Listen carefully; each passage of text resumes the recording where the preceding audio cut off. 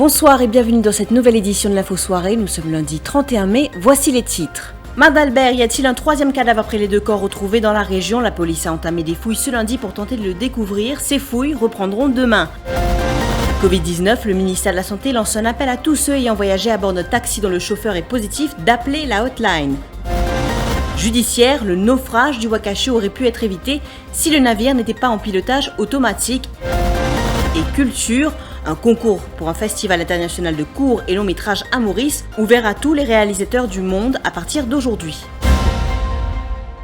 Les enquêteurs dans l'affaire des corps retrouvés à Mar d'Albert soupçonnent qu'il y aurait une troisième victime. De nouvelles fouilles ont été entamées à Mar d'Albert par la MCIT aujourd'hui, après que 2 corps ont été déterrés vendredi et samedi dernier. Ces fouilles n'ont rien donné pour l'heure et reprendront demain. Entre-temps, Oumian Ebrahim a été examiné par un psychiatre en présence d'un médecin de la police ce matin.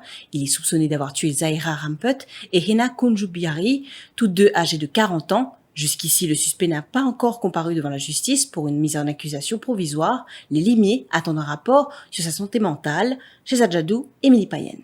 La MCIT et des éléments de la Special Mobile Force passent au crible le verger depuis la mi-journée. Et pour l'heure, ils n'ont rien trouvé lors de cette nouvelle fouille. Le suspect Oumian Ebrahim a été entendu par les enquêteurs hier et il n'a pas évoqué de troisième cadavre.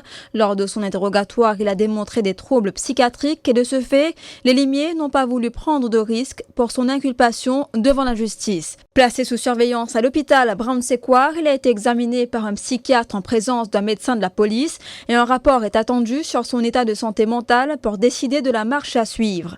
Depuis samedi matin, les enquêteurs sont en présence d'une liste de jeunes femmes portées manquantes depuis l'année dernière et ils ont la lourde tâche d'établir si elles ont été en contact avec le présumé meurtrier.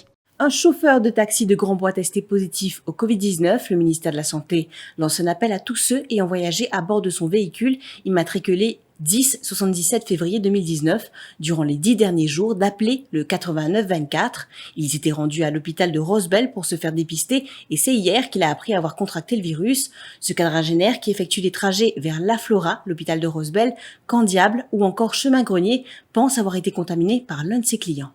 Comment mon gars la fièvre là, on voit faire la grande D, on pense que c'est la fièvre normale, on va pas prendre compte. Samedi on arrive le 6 tantôt, on a le fin de test, on a le dimanche on a les résultats qui sont positifs.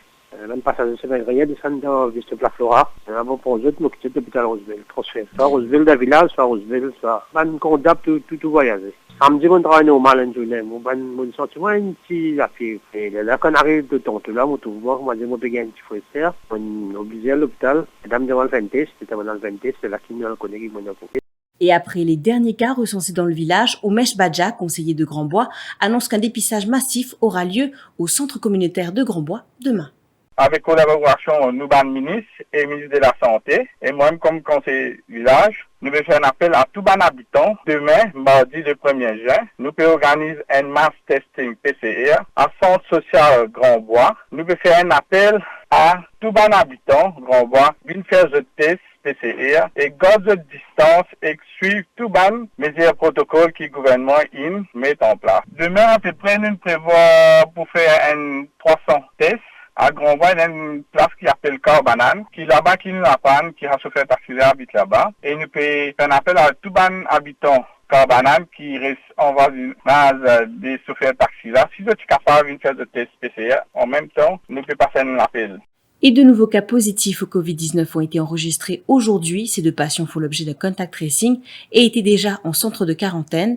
Le nombre de cas actifs est actuellement de 126. 603 personnes sont considérées comme étant guéries et 8 décès sont à déplorer. Du nouveau dans l'affaire du Wakashio, le naufrage aurait pu être évité si le vraquier n'était pas en pilotage automatique. Affirmation de l'inspecteur Mungrou de la National Coast Guard.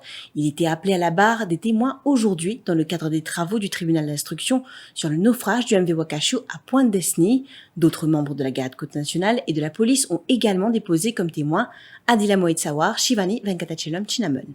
Ces données ont été enregistrées par le capitaine du MV Wakasho, sauf que la NCG a informé la Cour aujourd'hui que l'ordinateur qui contenait ces informations a été détruit lors de l'opération de la Salvage Team. C'est l'inspecteur Ramdoni qui a fourni ces informations.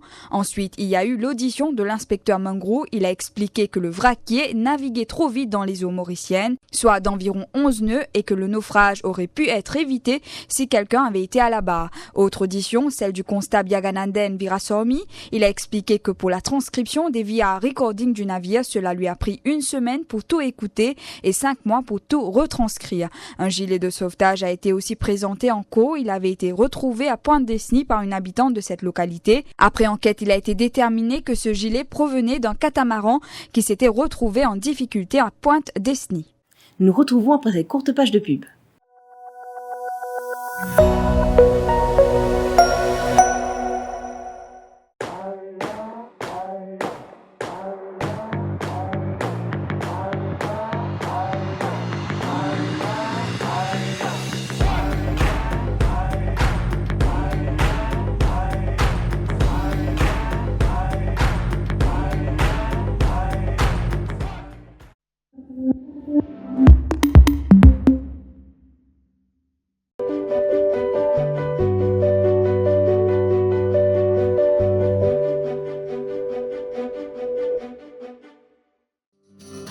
Se réinventer, c'est progresser.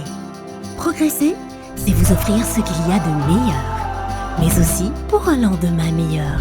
Comme le tournesol qui s'oriente toujours vers le soleil, nous voulons renforcer notre lien avec notre terre. D'où l'introduction de notre nouvelle boîte biodégradable. Une boîte qui ne nuira pas à l'environnement, qui se réconcilie avec notre terre et qui retourne au sol. Pour se réinventer. Tara, spreading the joy of good food.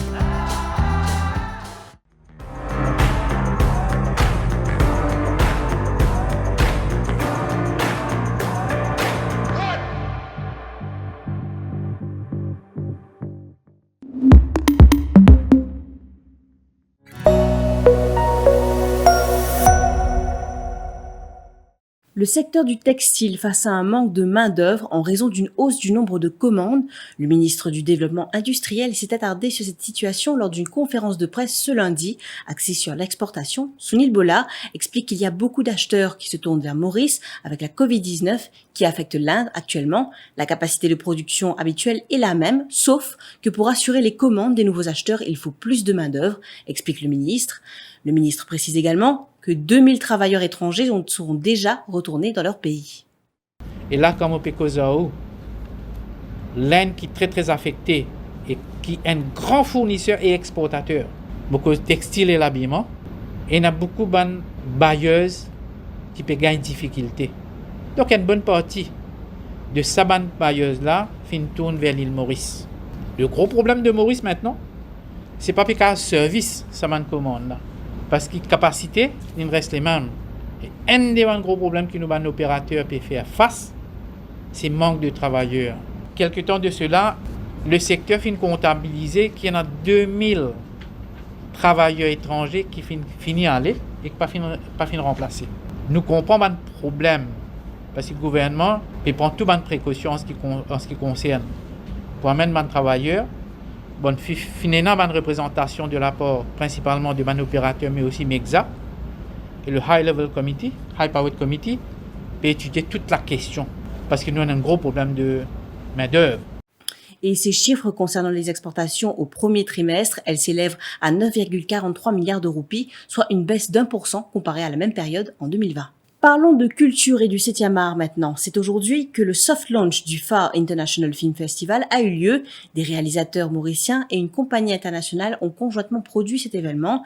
Dès aujourd'hui, vous pouvez vous inscrire pour cette compétition de courts et longs métrages. Les réalisateurs mauriciens comme étrangers sont tous invités à soumettre leurs films. Il y a aussi des critères à respecter. Il faut que votre court ou long métrage ait été produit entre le 30 juin 2019 et juin de cette année, entre autres. D'autres règlements ont été publiés sur la page en ligne de l'événement, sur le site web filmfreeway.com.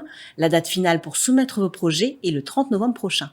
Cela fait quelques jours que la deuxième saison de la série norvégienne Ragnarok est arrivée sur Netflix. Après le succès de la première saison, sur la plateforme de streaming, les personnages incarnant des dieux de la mythologie nordique reviennent, certains avec un peu plus de maturité et avec de nouveaux alliés, d'autres vont en apprendre un peu plus sur leurs origines. Cette série normalement destinée aux ados raconte l'arrivée de deux frères et de leur mère dans une petite ville polluée et menacée par la fonte d'un glacier. L'un des frères, Magne, va petit à petit découvrir qu'il est doté de pouvoirs extraordinaires qui vont lui permettre de défendre ce qu'il aime, mais aussi des causes environnementales qui lui sont chères. Il n'y a pas que de la mythologie et du fantastique dans cette série, mais aussi des discours axés sur l'écologie ou l'importance de la préservation de l'environnement. Ragnarok pourrait également plaire aux adultes.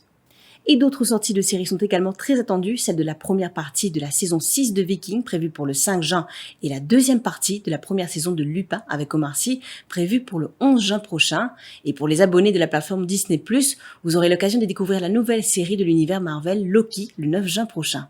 Ce qui nous amène à la fin de cette édition de l'Info Soirée. Merci de l'avoir suivi. Bonne soirée.